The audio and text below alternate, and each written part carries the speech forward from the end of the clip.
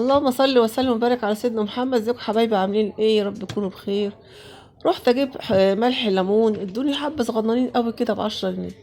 فقلت ليه ما نعملوش في البيت؟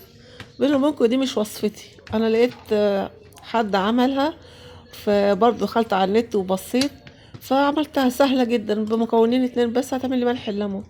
بس عايزه اقول لكم عشان النتيجه في الاخر مش مية مية زي ملح الليمون اللي بتشتريه من بره، عشان نبقى صراحه مع بعضين.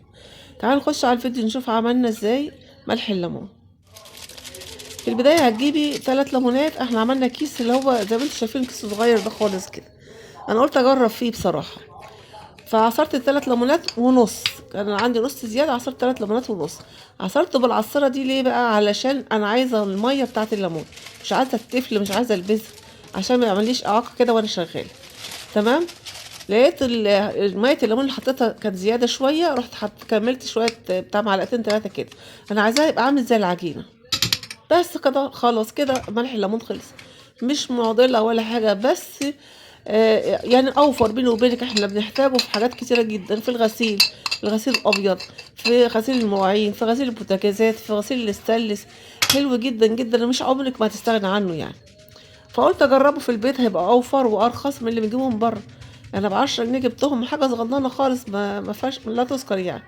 فقلنا نجربه في البيت وطلع كويس بصراحه. بس للامانه، اللي هيقول لك ملح الليمون اللي انت عملتيه في البيت زي بتاع بره هيبقى بيكدب عليك. للامانه هو مثلا 70%، يعني مقارب للي بتاع بره، لكن مش زي بتاع بره 100%. هتفرديه على الصينية، تفرديه كويس جدا، عايزاه سمكه يبقى بتاعه رفيع كده. وبعد كده تحطيه في الشمس او تكوني مغطياه، وتسيبيه لما ينشف، وبعد كده تستعمليه. فضل شوية من مية الملح الليمون، فشلتهم على جنب. حابة اوريكي الغلاية بتاعتي اللي بعمل فيها القهوة، بص لونها عامل ايه من جوه. هنبتدي نغسلها مع بعض، نغلي فيها شوية طية، نشوف ايه الدنيا عاملة ازاي. انا كده بجرب معاكم الاول وهله، يعني مش هقول لكم انا بعمله 100 مره وبتاع، لا مش هكدب عليكم. انا بالامانه حد اعرفه عملها وقال لي على الوصفه، فقلت اقوم اعملها. فعشان اتاكد ان هي معموله حلوه ولا صح، دخلت على النت، لقيت بنفس الطريقه بالظبط اللي انا عملتها قدامكم. يعني بكل صراحه وصدق، يعني انا لقيتها غلط. يعني ابتدت بس ايه، عايزه بالليفه بس تلفي بها كده. انا طلعت تعبني، ما بدعكش جامد يعني، ده دعكه بسيطه كده خالص يعني. عايزين نشوف النتيجة بقى في الآخر عملت ازاي.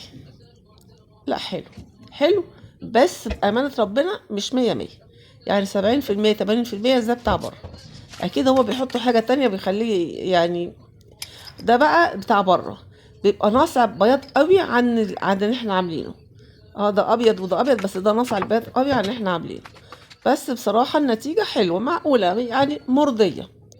لو عجبكم الفيديو تدعمونا بلايك، شير، سبسكرايب للقناة. اشوفكم في فيديو جديد ان شاء الله، ما تنسوش اللايك.